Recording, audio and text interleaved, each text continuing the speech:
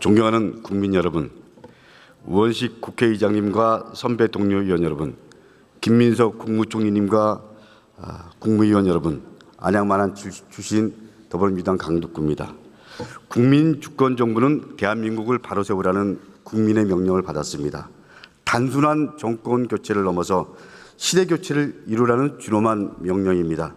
시대 교체는 추상적 구호에 머물렀던 국민주권을 실체로 인정하는 데에서부터 출발해야 합니다.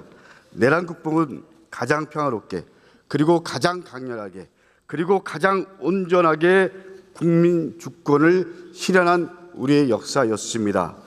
조금 전 동료 의원의 대정부 질문을 보고 심한 자괴감과 황당함을 느꼈습니다. 분명히 말씀드립니다.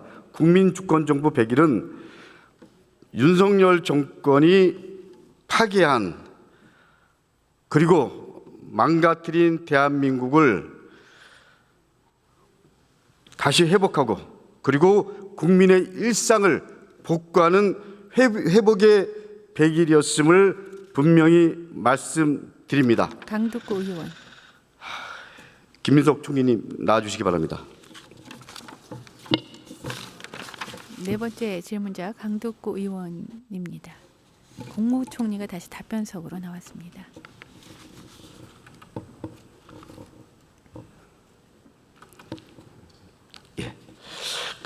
조금 전에 나경원 의원의 대정부 질문을 보고 저는 심한 자괴감을 느꼈습니다. 저런 유아적이고 유치하고 그리고 도저히 공감이 안 되는 발언과 태도를 보면서 대한민국은 여전히 내란이 진행 중이구나 이런 느낌을 받았습니다.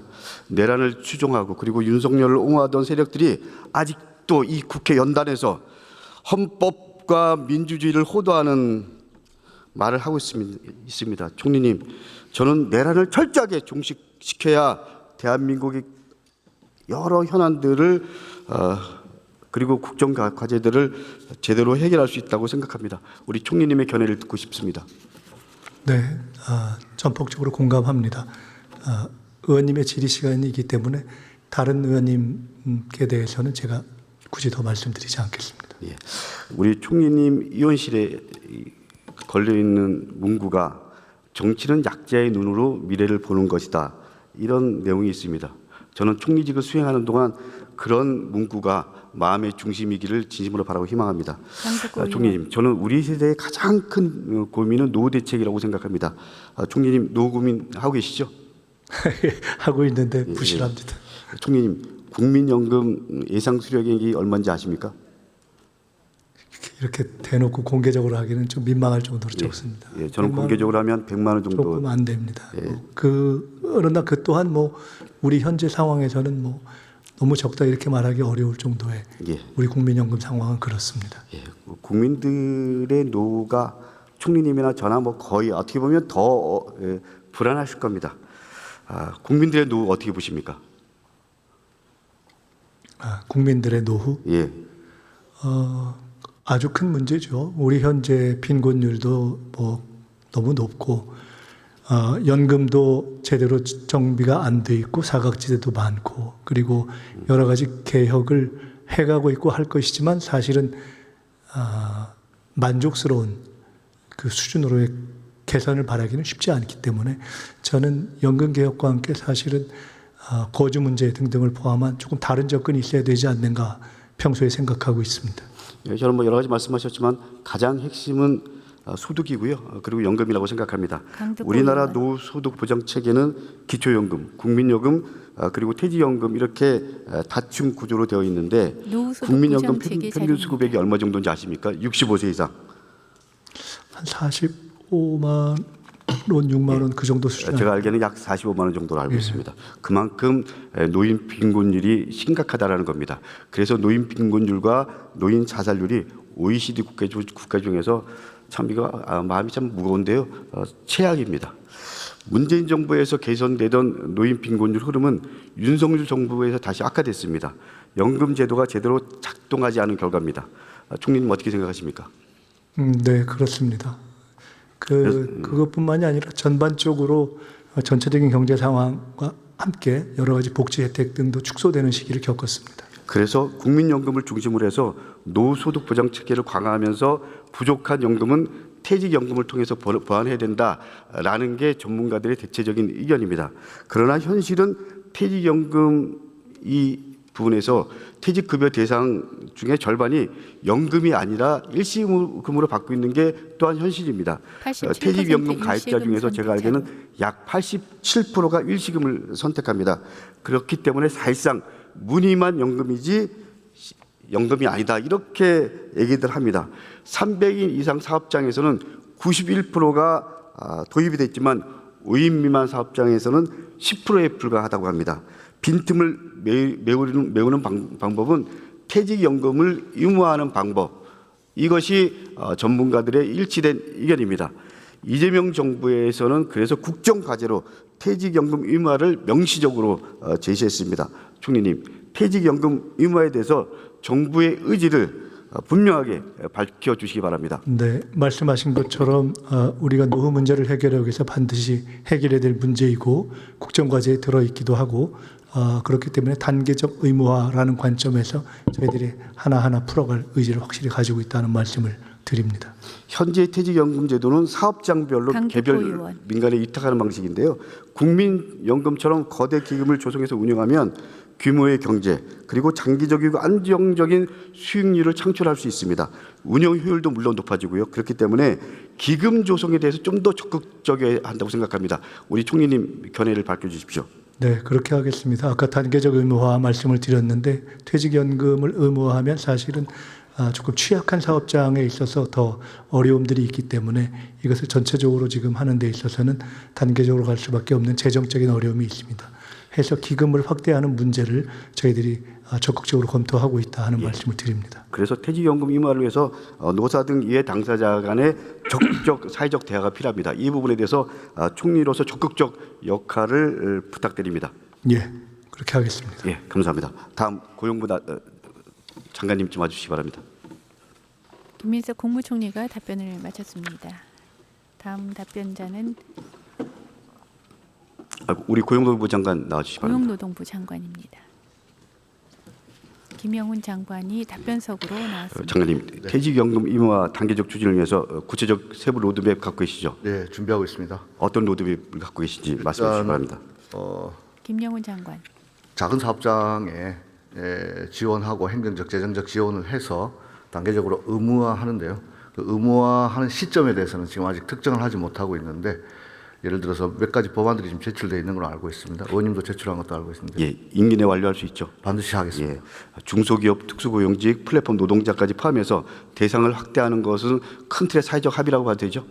그렇습니다. 말씀하신 바와 같이 우리나라 노후 빈곤율을 개선하는 데 퇴직연금이 대단히 중요하다고 생각하고 또 한편으로는 체불임금을 감소시키는 데 있어서도 퇴직연금이 중요하다고 생각하고 있습니다. 그래서 노후 준비에 대한 부분들은 상대적 약자에 대한 고민도 동시에 해야 된다. 공감하시죠? 네, 공감합니다. 그 기금을 조성하면 별도의 공단을 설립해서 운영하는 방법, 그리고 국민연금공단에 위탁하는 방법, 그리고 민간 금융기관에 위탁하는 방법 등 여러 가지 방법들이 있는데 어떤 방안이 가장 효과적이라고 생각하십니까? 제일 중요한 것은 이 수탁기간, 선량한 수탁기간을 찾는 게 대단히 중요하다고 생각합니다. 많은 노동자들은 마지막 있는 노후 소득이기 때문에 안정성과 함께 수익성이 동시에 추구돼야 되는데 찾기는 쉽지 않은데 그렇기 때문에 의원님께서 말씀하신 것처럼 사회적 대화를 통해서 저 개인적으로 묻는다면 어떤 공적 기관에 수탁하는 방법이 제일 안정성과 수익성을 같이 높이지 않겠습니까? 예, 안정성과 수익성 그리고 못지않은 게 국민들의 신뢰를 얻는 것이 중요하다고 생각합니다. 네. 우리 모두의 미래를 위해서 퇴직연금 완전 의무화 그리고 기금화를 속도감 있게 그리고 사회적 합의를 통해서 제대로 해줄 것을 요청합니다. 네, 그렇게 하겠습니다. 계속해서 질문하겠습니다. 네. 장관님, 21세기 대한민국은 학벌 사회입니까 아니면 능력 사회입니까? 강덕구 의원 아직까지 뭐 여러 가지 학벌 지연, 학연 이런 것들이 많이 지배해 왔는데 능력 사회로 가기에는 아직 많은 난관이 있는 것 같습니다. 예, 제가 작년에 고용노동부 장관. 그 국감을 준비하면서 여론조사를 해보니까요, 여전히 85%가 학벌 사회라고 합니다. 학벌에 대한 영향력이 크다고 다들 인식하고 공감하는 거죠. 저는 작은 것부터 고쳐야 된다고 생각합니다. 채용 서류에 학력과 출신 학력 기재 금지하는 것 어떻게 생각하십니까? 근본적으로 의원님 지적에 공감합니다. 다만 특정한 연구직이라든지 그런 학위가 또 필요한 업종이 있을 수 있는데 예외적으로 지금 그런 것도 있는데 근본적으로는 학벌 차별 없는 사회로 가야 된다. 물론 연구직 같은 특정 직무 영역에서는 예외적으로 학력을 요구하는 것이 불가피한 경우가 있습니다. 그러나 이 경우에도 출신 학교까지 요구하는 거는 맞지 않다고 생각하죠. 저는 그 동의합니다. 예, 그렇기 출신 학교가 때문에 아니라 학위 소지. 예, 그래서 고용정책기본법 그 채용 관련해서 학력과 출신 학교 차별은 금지되어 있는데 채용 절차 공정화 법률에는 이 부분이 학력과 출신 학교 개인정보 요구가 금지 목록에서 빠져 있습니다. 네. 이 부분에 대해서 저는 우리 장관님 말씀 그 특정 직무 영역에서는 뭐 인정하나 그러나 출신 학교까지 할 필요는 없다. 이런 부분에서 이 법안에 대해서 나름대로 이해상충에 있는 것을 빨리 좀 풀어야 된다. 공감하시죠? 네, 공감하고 있습니다. 예. 저는 어떤 경우라도 강덕구 출신 학교 요구와 같은 학벌 차별은 반드시 철폐해야 된다. 이게 시대 요구고 이게 국민 주권 정부가 풀어야 될 과제 중에 하나라고 생각합니다. 출신 학교보다는 능력, 직무 중심으로 채용 김영우 절차가 장관. 진행돼야 된다고 봅니다. 예. 장관님 제가 그 환노에 오기 전에 교육위에 4년 동안 있었는데 우리 사회 취업 지원은 대학생 청년들에게 집중되어 있습니다. 고졸 청년 취업 지원도 강화해야 되는데 그런 부분에 상대적으로 좀 교육부나 고용노동부에서 소홀한 감이 있었습니다. 어떻게 생각하십니까? 지적에 동의합니다. 예, 그래서 저는 고등학교 졸업자의 취업 안전 및 보장을 위한 법률을 제정하고 이 부분에 대해서 다소 입장이 좀 다를 수 있지만 고졸 취업 안전 보장원을 만들어서 맞춤형 취업 지원을 해야 된다 이렇게 생각하는데 어떻게 생각하십니까? 의원님 지적하신 대로 지금 특성화고 등 고졸 청년들도 취업이 원활하게 이루어질 수 있도록 다양한 정책들이 가미돼야 된다고 생각하고 있습니다.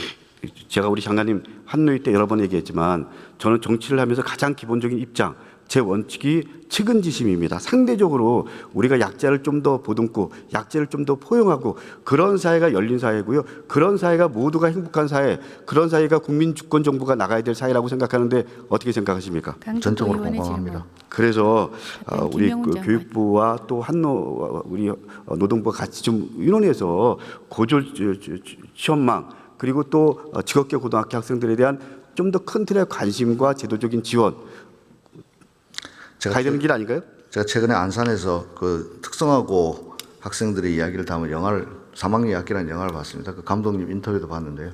이 특성화고 학생들이 실습에 나갔는데 현장에 꼭 벌 받는 느낌이었다. 이런 이야기를 듣고 많은 생각을 하게 됐습니다. 그 고졸 청년들이 현장을 자기 일로 보람있게 할 수 있도록 여러 가지 고민을 하겠습니다. 장관님, 고용노동부 장관. 벌받는 느낌이었다라고 말씀하셨는데요. 저는 직업계 고등학교 학생들 그리고 이 고등학교 나왔는데 제도적 관심에서 소외된 학생들 보면 그 똑같은 마음입니다. 아마 여기 계신 우리 국회의원님들이나 또 우리 그 관료 장관분들도 똑같은 마음을 가져야 된다고 생각합니다. 그런 시선으로 그런 마음으로 우리가 공적 역할을 하는 동안 좀 더 약자에 대한 배려 가져주시기를 진심으로 바랍니다.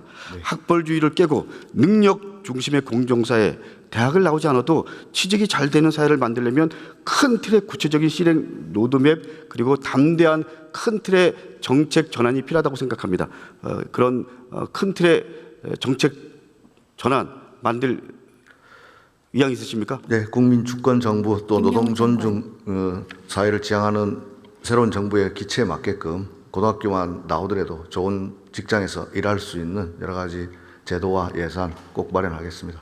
그래야지 내가 굳이 대학을 안 가도 아니면 고등학교 나온 다음에 직장생활 사회생활을 하다가 필요하면 다시 대학 가고 이런 사회가 열린 사회잖아요. 저는 그게 국민 주권 정부가 나가야 될 방향이고요. 그것이 철학이 되어야 된다고 생각합니다. 그런 사회를 만드는데 함께 고민해 주시기 바랍니다. 네, 최선을 다하겠습니다. 예, 감사합니다. 우리 교육부 장관님 좀 잠깐 나와 주십시오. 강덕구 의원의 네 번째 시간입니다. 질문이 계속 이어지고 있습니다. 오늘 신임 국무위원 인사를 한 최규중 장관님 먼저 부총리가 취임을 답변서로 축하드립니다. 저는 적어도 지금 이 시기에 이 상황 속에서 교육부 장관은 최규진 장관이 가장 적임자라고 생각을 한 사람이었습니다. 장관님 그런 입장에서 현장에 대한 이해, 특히 교사와 학생들을 마음을 잘 담아서 정책에 담아주시길 진심으로 바라고 희망합니다. 네, 노력하겠습니다. 13년째 청소년 사망 원인 1위가 뭔지 아십니까? 안타깝게도 자살입니다. 하루에 한 명씩 아이들이 극단적인 선택을 하고 있답니다. 이유가 뭔지 아십니까? 여러 가지 이유가 있을 것으로 합니다. 경쟁에 지친 것도 있을 테고, 친구들이든 가족이든 다양한 사회에서의 관계 속에서의 소외 이런 것도 있을 것 같고, 어쨌든 사회적인 요인들이 다양하게 있다고 생각합니다. 예.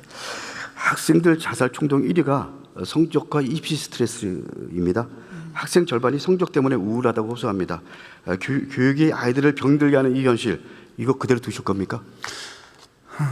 지금 말씀하신 것처럼 실제로 작년 통계를 보면 학생만 하면 한 221명, 학교 밖 청소년까지 하면 370명이 넘는, 그래서 의원님께서 말씀하신 것처럼 거의 매일 한 명씩, 다시 말해서 11년 전에 있었던 세월호 사고가 준 우리에게 준 어마어마한 충격이 있는데, 매년 세월호 규모의 우리 아이들이 이 다양한 이유로 죽어가고 있는 현실입니다. 그래서 어쩌면 이 문제에 관해서 여러 부처가 같이 힘을 모아야 되지만, 교육부에서 가장 무거운 책임감을 가지고 이 숫자를 줄이고 없어질 때까지 가장 우선한 정책으로 해야 되지 않을까 생각합니다. 최규중 부총리. 윤석열 정부는 고교 서열화를 강화했습니다. 강덕구 의원. 벼랑 끝 줄 세우기 경쟁만 나왔습니다.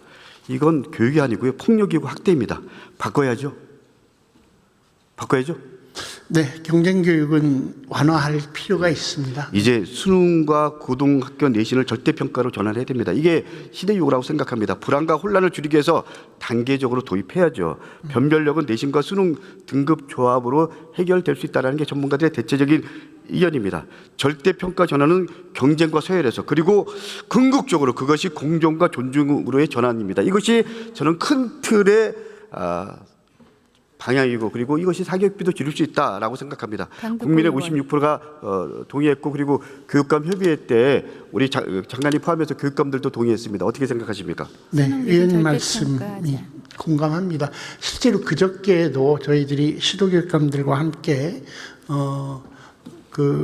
고교 학점제를 어떻게 보완할 것인가 협의를 하면서도, 실질적으로 이를 위해서는 대입 입시 제도의 개선이 필요한데, 기본적으로 절대평가로 전환할 시기가 되었다는데 대체적으로 공감했습니다. 다만 대학 입시라든가 여러 가지를 손봐서 이게 전환하는 데에는 정말 국민적인 수의 과정과 합의 과정이 매우 필요하기 때문에 국가교육위원회와 함께 교육부가 중심이 돼서 이 문제를 최대한 의제화해서 최대한 다음 대입 개편 때까지는 준비할 수 있도록 하겠습니다. 그러니까 국민 주권 정부답게 네. 패러다임의 대전환 필요하다 인정하시죠? 네. 저는 교육의 패러다임을 근본적으로 전환해야 된다. 네. 교육은 자동차 경주가 아닙니다. 경쟁 교육의 현실을 보다 근본적으로 바꿀 수 있도록 조금 전에 말씀하신 대로 절대평가 전환만이 아니라 종합적인 대책을 만들어 주셔야 됩니다. 수고하셨습니다. 네, 노력하겠습니다. 존경하는 국민 여러분, 교육사회 문화에 관한 네 번째 폐지연금 질문자 임하로 강덕구 국민의 의원. 노후를, 그리고 학벌 차별 철폐를 넘어서 이제 공정을 절대평가 전환으로 우리 아이들의 행복을 지켜야 합니다. 이것이 평등이고, 이것이 공정이고, 이것이 희망입니다. 이것이 시대의 정신입니다. 국가의 품격은 가장 약한 자가 어떻게 대우를 받는지를 보면 알 수 있습니다. 국민주권정부는 약자의 노로 국민의 삶을 돌봐야 합니다. 국민주권정부는 사람을 살리고 미래를 살려야 됩니다. 국민주권정부와 함께 사람을 살리는 정치로 나아가기를 진심으로 바라고 희망합니다. 감사합니다. 강덕구 의원의 시간이었습니다. 네 번째 질문자.